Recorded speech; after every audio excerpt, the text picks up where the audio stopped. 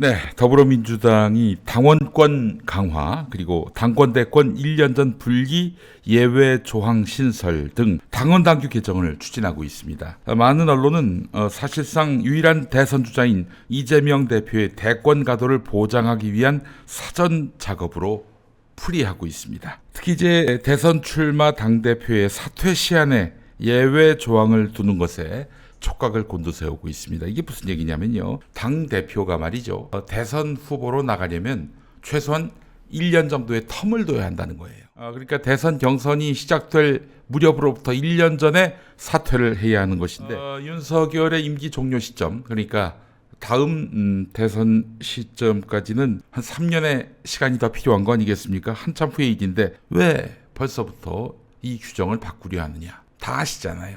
윤석열이가 임기 채우고 그만둘 것 같지 않아 보이니까 그런 거 아니겠어요? 자, 대통령 권위 상황 같은, 그러니까 대통령의 부재, 유고 상황 같은 예기치 못한 상황이나 전국 단위 선거 일정이 있는 경우엔 혼선 방지를 위해서 예외를 둬야 한다, 이런 것입니다. 아니, 시스템 만들어 놓고 왜 그걸 예외 조항을 만들어 가지고 이렇게 법을 자기 멋대로 자의적으로 운영하려고 하느냐, 이런 비판이 나올 수도 있어요. 자, 그렇게 생각을 할 수 있어요. 그런데 그것이 최선의 판단인가는 한번 제대로 짚어볼 필요가 있어 보입니다. 그것도 그렇지만 오는 8월에 전당대회를 통해 선출될 새 당대표 임기는 2026년 8월까지입니다. 대선에 출마하려면은 현행 당원 당규에 따라서 2026년 3월까지 해야 하는데 3월까지 하고 그만두면은 그해 6월에 치러지는 지방선거, 그렇잖아요. 2022년 6월에 지방선거 있었죠? 지금 2024년 6월입니다. 8회 지방선거에서 당선된 지방의원, 지방자치단체장 모두 반환점을 돌았습니다. 자, 그래서 2026년 6월에 치러지는 제9회 지방선거 공천에 관여하기 어렵다는 것이죠.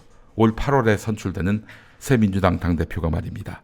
그래서 당대표 임기와 관련해 가지고 또 제9회 지방선거 공천권 행사 관련해 가지고 예외 조항을 두자. 이건 모든 게 다 이재명을 위한 거 아니냐라는 언론의 비판입니다. 그런데 적지 않은 수의 언론은 당내에서는 이재명 대표 연임에 대한 부정적인 목소리가 당내에서 나오지 않고 있다, 이렇게 지적하고 있습니다.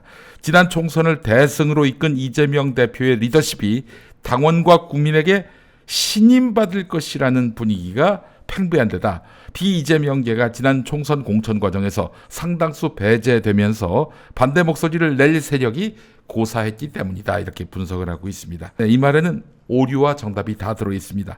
현실적으로 보나 정당 민주주의 개념으로 보나 이 당은 적어도 다음 대선까지, 정상적으로 2027년에 대선이 치러진다면 그 대선까지는 이재명 대표 리더십에 의해서 움직여야 하는 것입니다. 이 당에 놓여진 운명이 그렇습니다. 그것이 잘못한 게 아니라서 지난 총선 민주당은 이른바 비명횡사, 친명횡재라는 오해를 뒤집었었지요. 야, 그 언론들이 민주당을 어마어마하게 공격했잖아요. 그 언론들의 공격, 큰 목소리로 하는 공격을 보면서 야, 이거 총선에서 크게 치겠구나라고 생각을 했지만 국민들은 무려 175석을 밀어줬습니다. 야당으로서 과반수 넘겨서 제1당이 된 사례는 역대 처음입니다, 여러분. 그거 알고 계세요? 자, 이재명을 그럼 왜 독재자로 만드느냐, 혹은 이재명은 왜 독재를 하려고 하느냐, 이렇게 말하는 언론에게 묻습니다. 아니, 윤석열이가 말이죠, 해서는 안 될 당무 개입을, 대통령으로서 해서는 안 될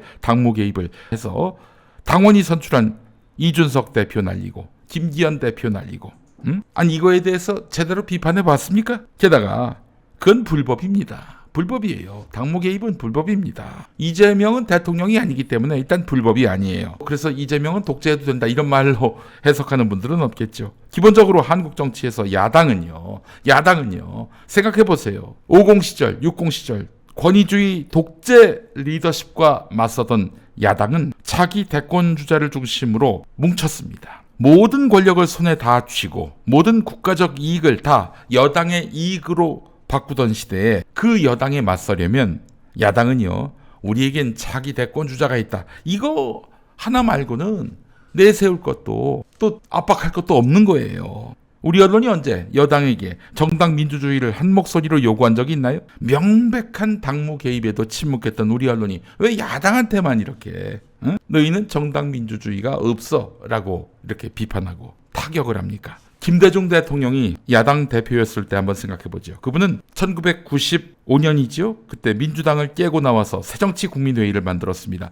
오로지 본인 집권을 위해서 만든 당이에요. 그걸 누가 부인할 수 있겠습니까? 그때 얼마나 김대중 전 대통령한테 욕을 했습니까? 지역 감정에 눈먼 사람, 보스 정치에 길들여진 사람, 북한과의 관계가 수상한 사람, 온갖 누명을 씌우고 모욕을 가하면서 악마화하지 않았습니까? 그러나 그 야당은 김대중 대통령의 집권을 성공시켰습니다. 그 야당은 김대중의 집권을 위한 도구가 됐던 것이죠. 그러나 집권하고 위기의 대한민국을 회복시킨 민주 선진국으로 회복시킨 분이 바로 김대중 대통령 아니겠습니까? 자, 지금은 여러분 정상적인 상황, 평시가 아닙니다. 우리가 오매불망 바라는 민주주의는 이 현실 속에서 시스템으로 이룩되는 게 아닙니다. 오늘 당장 윤석열이 갑자기 유고 상태가 되든 탄핵 타도되든 만약에 자리를 비운단 말이죠. 근데 이재명 대표는 민주당 대선 후보가 될 수가 없습니다. 지금 당원 당규에 따르면. 왜냐?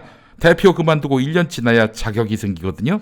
근데 민주당원 누가 그걸 바라겠습니까? 그럴 일은 없어야겠지만 2026년 지방선거가 이재명으로 상징되는 개혁적 주자의 뜻과 달리, 민주당의 유일무이한 대선 후보의 뜻과 달리 이재명 아닌 다른 대표로 인해서 징글징글한 수박들이 부활한다면 민주당원 누가 그걸 바라겠습니까? 정당도 원칙이 필요합니다. 그러나 시스템 때문에 대선을 망친다면 이건 당원의 뜻도 아닐 것이고 또한 우리 민주주의 미래에 걸림돌이 될 수도 있는 것입니다. 자, 그래서 이거를 당원 투표를 통해서 그 미비점 이런 것들을 보완하는 것, 그것 또한 정당 민주주의라고 봐야 되지 않겠습니까? 아니, 당원들이 반대하면 못하지요. 당원들이 우리가 현실적으로 유연하게 사고를 해서 만약에 윤석열이가 중도에 사퇴했을 경우라도 당시 대표가 대선에 나갈 수 있도록 길을 터야 한다. 또한 윤석열이 건재한 2026년 지방선거 상황에서는 또한 이재명 대표의 뜻과 맞닿아 있는 후보를